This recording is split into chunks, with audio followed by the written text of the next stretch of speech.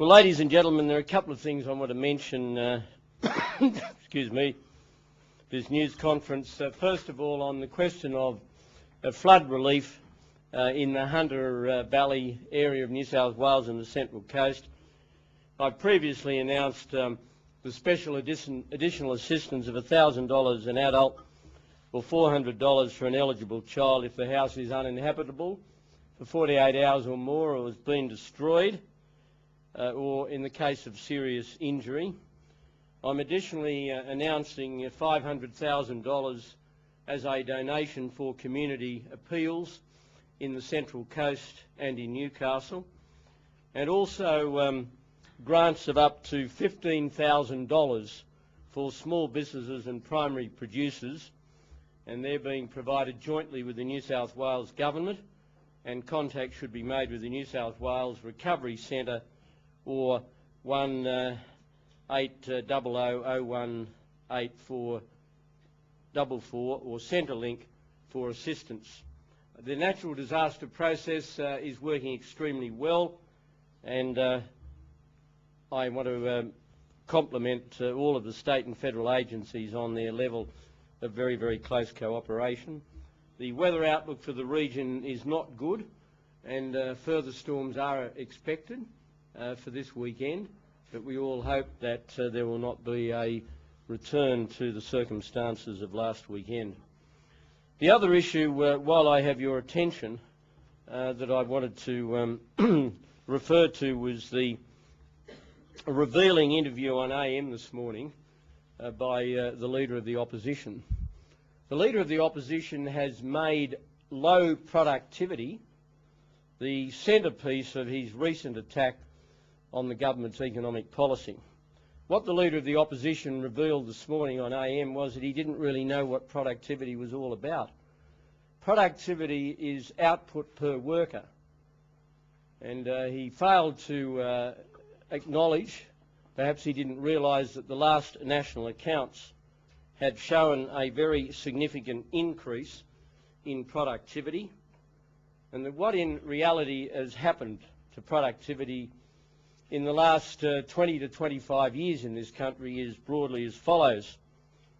We've had a productivity growth of around, over that period, of around 2 to 2.3%, and there were two aberrant periods. There was an aberrant period in the mid-1990s where productivity rose to a higher level, and that was due to a disjunction between the rise in output that followed the end of the recession, but it was accompanied by a slower fall in the level of unemployment. And if you measure productivity as output per worker, it follows from that that you have a higher measured productivity level.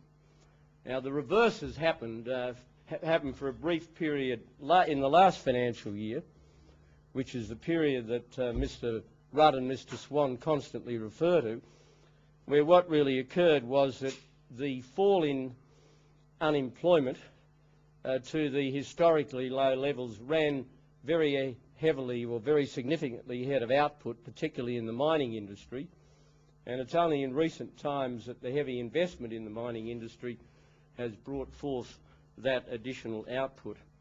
And if you think I'm making this up, let me remind you of the testimony of the Reserve Bank Governor in February 2007.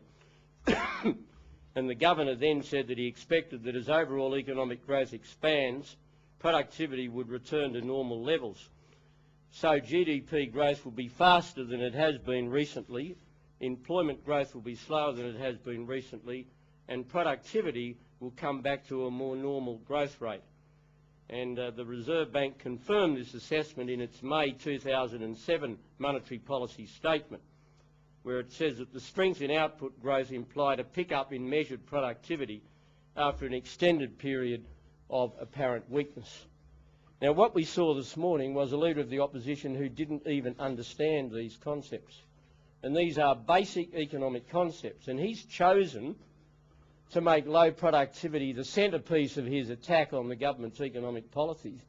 Yet he didn't even know worse still, wouldn't acknowledge, or even worse still, didn't understand that what the national accounts have shown is a very, very significant pickup in productivity as the output, particularly in the mining industry, brought forth by the heavy investment, has risen to match the very high rise in employment, or drop in unemployment, however you want to describe it. And you've had in this recent period last year, you had really the reverse of what was the situation in the 1990s, and that explains both the aberrant level of productivity in the 1990s, and equally what has been wrongly categorised or described as a fall in productivity in the last financial year.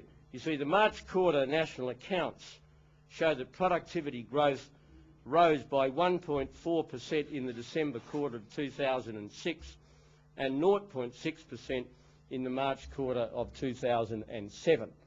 Mr Rudd keeps going around saying productivity is a big fat zero. Well, he obviously refuses to read the national accounts, or doesn't understand them, or won't acknowledge what is contained in them. I mean, what we have seen in the last year has been an extraordinary fall in unemployment. It's a fall in unemployment that is greater than I expected. I can't prove this, I can only assert it. Perhaps in time to come I'll be able to prove it. That I do believe that the removal of the unfair dismissal laws has made a contribution to the much greater than expected fall in unemployment. And the anecdotal evidence that's available to me suggests that that is the case. Could I just mention one other economic matter, and that is that the ABS figures that were released yesterday are dramatic vindication of the social policies of this government over the last 11 years. See, what those figures showed was that we have distributed prosperity fairly, that battlers have got a fair share of the great prosperity of this country over the last decade. I mean, we've had all of these speeches from the Labor Party and from others saying, yes, it's very prosperous, but this unfair government has not distributed the fruits of that prosperity to the less well-off in our community. I mean, what these figures show is that only the top 40% of households pay net tax. I mean, it's an extraordinary figure, an absolutely extraordinary figure. And what they show is that the combination of our tax and welfare policies has redistributed the wealth of this country in favour of lower income earners. That is the antithesis of Brutopia. The antithesis of Brutopia. This is a government that set its sights on doing this 11 years ago. When I announced the family tax benefit at the Coalition's policy launch in Ryde in 1996, I had in mind a tax system that would give to low-income families a fairer share of this nation's wealth. And we have kept faith with that promise. And those figures yesterday are a dramatic vindication of just how successful this government has been in looking after the battlers. This has not been a rich man's government. This has been a government for the battlers of this country. And that's what the ABS figures have said. And I'm very proud of those figures because I set out to achieve that objective. And I believe that these figures have vindicated our commitment to that.